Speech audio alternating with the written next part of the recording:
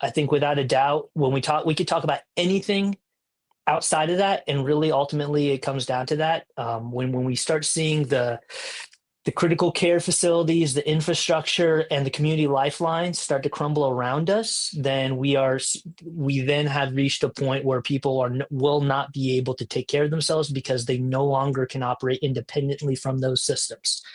Yeah. So talking about operating independently from those systems, I mean, I know you've worked adjacently with FEMA on preparedness stuff and preparing for worst case scenarios and all of that. What is the first thing that people get wrong when they start talking about disasters?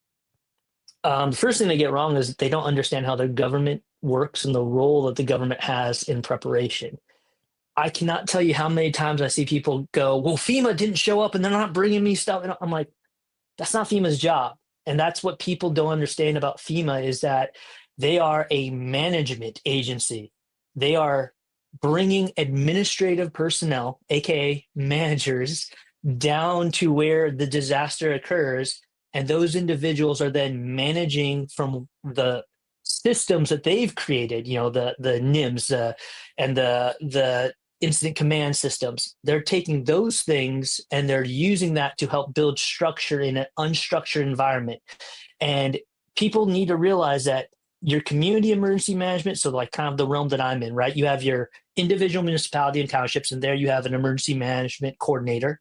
And then it comes up to the county level, which is where I'm at. And I think this is where we can have the most impact and work with people on a civilian level, and working with the community is at the community emergency management level. But once your resources are exceeded outside that, then what happens is a state of emergency gets declared, right? And so people think that FEMA is just supposed to bring in the truckloads with food and water and all that stuff. Oftentimes that stuff is being donated or brought in from, donations and contributors outside of the community. So local communities, local businesses, things of that nature. And so this idea that we're just going to get rescued by FEMA is a false belief. And if you don't believe me, just look at history.